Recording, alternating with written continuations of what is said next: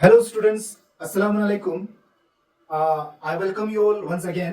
तो आज आपके लिए एक टॉपिक लेके आए हैं, that is ideal and non ideal solution, जहां पे हम आइडियल सॉल्यूशन के बारे में जानेंगे और नॉन आइडियल सॉल्यूशन के बारे में जानने की कोशिश करेंगे। और नॉन आइडियल सॉल्यूशन में पॉजिटिव डिविएशन और नेगेटिव डिविएशन के बारे में हम डिस्कस करेंगे। तो सबसे पहला आइडियल सॉल्यूशन।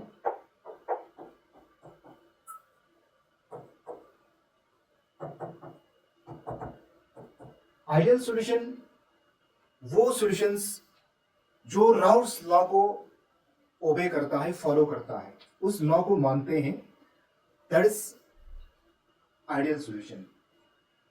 तो राउल्स लॉ क्या है, यहां पे ये सवाल उठता है।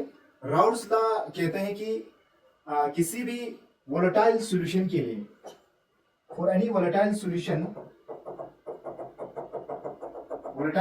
दोस विच, जहां पे आपका जो पार्टिकल्स होंगे या कंपोनेंट्स होंगे तो जो वेपर प्रेशर में एस्केप हो जाएंगे, दैट इज वोलेटाइल सॉल्यूशन। तो वहां पे जो पार्शियल प्रेशर होंगे वो डायरेक्टली प्रोपोर्शनल होगा mole fraction of the gas. फिर तो यहां पे क्या है, ideal solution are those which obeys Raoult's law. फिर अगर हम एग्जाम्पल बताएंगे तो दो कंडीशंस होते हैं कि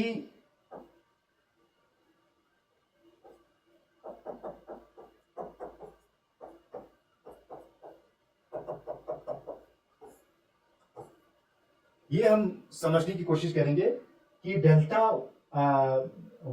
change in volume after mixing is equal to zero, change in enthalpy after the mixing is equal to zero. तो इनका मतलब हम समझने की कोशिश करेंगे।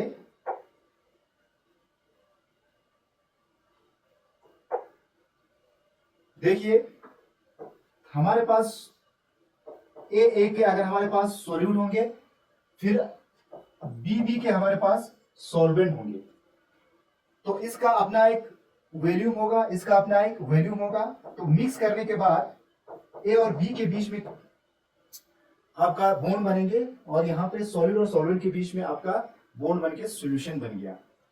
तो change in volume after mixing का मतलब मिक्स करने से पहले जितना इनकी वॉल्यूम था और मिक्स करने के बाद जब हमने वॉल्यूम देखा वो उसमें कोई चेंजिंग नहीं आया। तो that is change in volume after mixing zero. तो आइडियल सॉल्यूशन में ये इस कंडीशन को फॉलो करते हैं। Secondly, change in enthalpy after mixing is also zero. That means heat absorbed or released during this during the formation of the reaction is zero. That is means यहाँ पे कोई change नहीं रहा, यानी यहाँ पे बॉन्ड ब्रेक हुआ, ए के बॉन्ड ब्रेक हुआ और बी के बॉन्ड्स जो है वो ब्रेक हुआ, बाद में वो नया बॉन्ड बना, तो यहाँ पे आपका ए बी बना। तो जब ये प्रोसेस होते हैं तो यहाँ पे हीट जो है एब्जॉर्ब करते हैं और हीट जो है वो रिलीज करते हैं।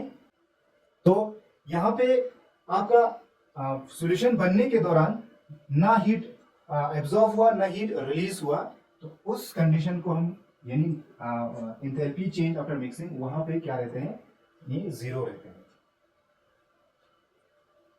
तो अगर ऐसी कंडीशन होगा कि जहां पे सॉल्यूशन बनने के बाद या उससे पहले कोई वॉल्यूम में अगर कोई चेंज नहीं हुआ, फिर एंथैल्पी में अगर कोई चेंजिंग नहीं हुआ, तो फिर एक एंट्रोपी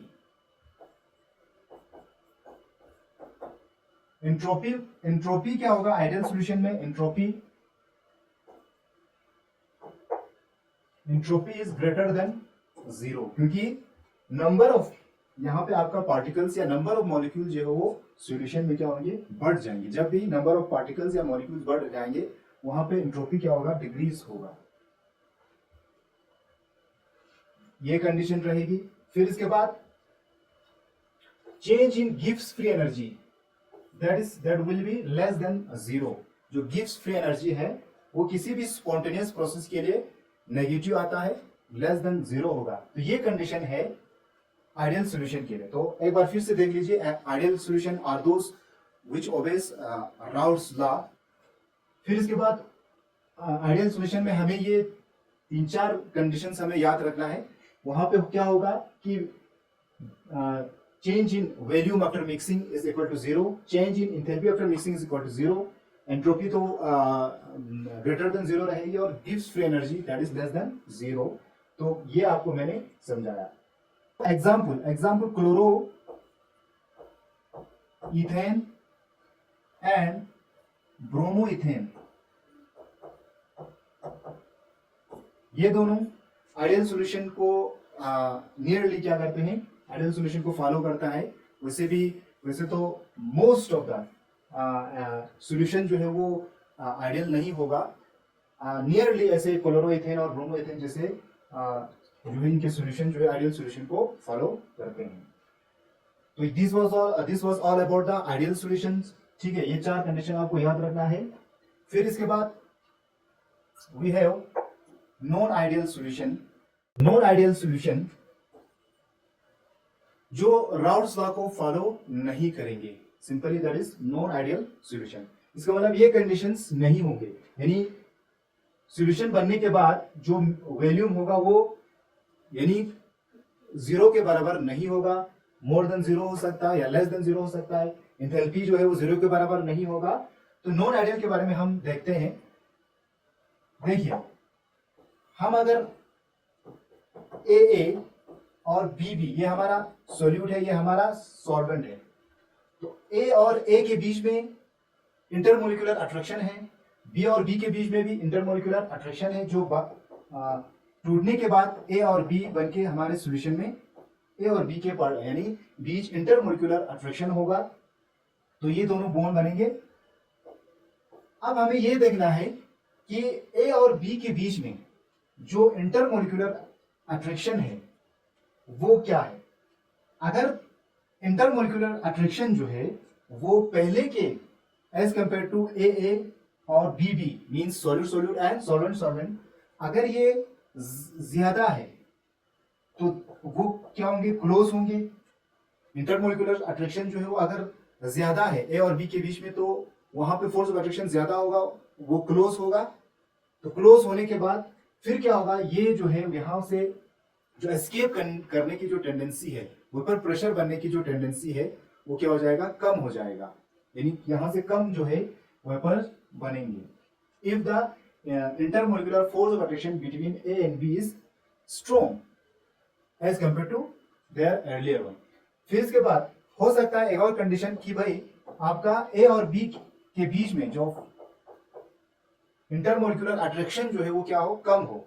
तो कम होगा तो वह वो क्या होंगे, दूर दूर होंगे और यहां पे इजीली बॉन्ड ब्रेक होगा और एस्केप जो है वो जल्दी से हो जाएंगे। तो 2 कंडीशन आपके नॉन आइडियल सॉल्यूशन में हमने पढ़ा कि वे इंटरमोलिकुलर फोर्स ऑफ अट्रैक्शन के अगर पर्सपेक्टिव में अगर हम देखें तो सॉल्यूट और सॉल्वेंट के कंपेयर में यहाँ पे अगर ज्यादा होगा तो कम एस्केप होगा, कम वेपर प्रेशर बनेंगे। अगर कम होगा तो ये दूर दूर होंगे, ज्यादा क्या बनेंगे, आपका वेपर प्रेशर बनेंगे। एक तो मोलिकुलर लेवल पे हमने ये देखा इंटरमोलिकुलर अट्रैक्शन के कंपेयर में। फिर सेकंडली यहां पे हो क्या सकता है कि AA और BB को मिक्स करने के बाद जो वॉल्यूम है, इस सॉल्यूशन का जो वॉल्यूम है वो इसके फोर्स ऑफ अट्रैक्शन के रेस्पेक्ट की वजह से कम हो सकता है या ज्यादा हो सकता है। पहले हमने क्या बताया कि अगर यहाँ पे फोर्स ऑफ अट्रैक्शन जो है वो ज्यादा होगा, इन दोनों के बीच में फोर्स ऑफ अट्रैक्शन जो है वो ज्यादा होगा, तो ये क्या करेंगे, एक दूसरे से क्या हो जाएंगे, अट्रैक्ट हो जाएंगे। तो यहां पे क्या होगा, आपका जो वॉल्यूम जो है वो कम हो जाएंगे। तो change in volume after mixing will be less than 0। दूसरा कंडीशन, यहां पे अगर फोर्स ऑफ अट्रैक्शन यहाँ पे अगर कम है, इन दोनों के बीच में, सॉलिड और सॉल्वेंट के बीच में कम है, तो क्या हो सकता है, they will be far apart from each other, और यहाँ पे जो नेट वॉल्यूम है वो as compare to solid solid और सॉलिड सॉलिड बढ़ सकता है। तो यहाँ पे ये कंडीशन हो सकता है। तो इसी के बेस में आपका पॉजिटिव डिविएशन और नेगेटिव डिविएशन जो है वो यहाँ पे अराइज हो जाता है। तो अगर हम ग्राफ के जरिए समझने की कोशिश करेंगे तो यहाँ पे आपका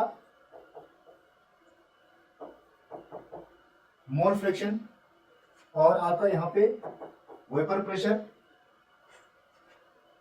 तो जैसे जैसे आपका मोल फ्रैक्शन बढ़ेंगे वैसे वैसे आपका वेपर प्रेशर जो है वो बढ़ जाएंगे। जैसे जैसे आपका मोल फ्रैक्शन बढ़ेंगे वेपर प्रेशर आपका बढ़ जाएंगे। अगर इस बात को अगर फॉलो करता है तो वो तो आपका आइडियल सॉल्यूशन हुआ। फिर नॉन आइडियल सॉल्यूशन में अगर हम पॉजिटिव डेविएशन की बात करें तो जैसे जैसे आपका मोल फ्रैक्शन बढ़ता है तो आपका जो वेपर प्रेशर है जो जितना बढ़ना चाहिए उससे डेविएट होके एक्स्ट्रा यानी वेपर प्रेशर वहां पे बन जाता है। तो दिस इज द डेविएशन और ये ज्यादा है पॉजिटिव डेविएशन। क्यों? क्योंकि पॉजिटिव डेविएशन कब होगा? जब आपके यहाँ पे ए और बी के बीच में जो अट्रैक्शन है वो क्या होगा? कम होगा।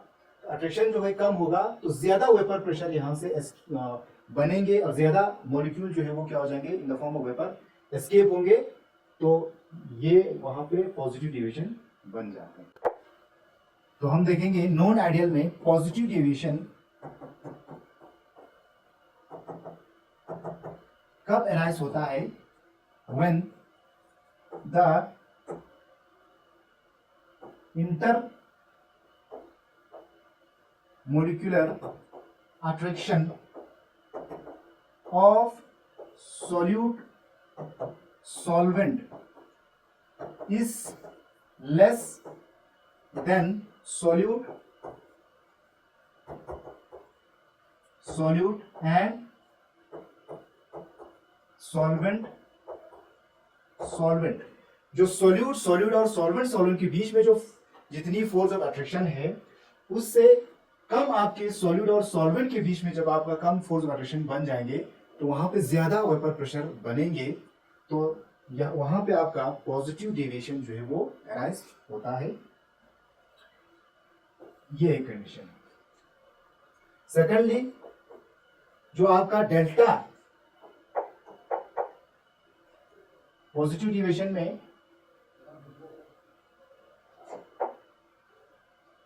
चेंज होने के बाद या वॉल्यूम में क्या होंगे, दैट इज वॉल्यूम जो है ग्रेटर देन जीरो होगा, enthalpy that is greater than zero होगा। तो ये दो कंडीशन आपको याद रखना है पॉजिटिव डेविएशन में।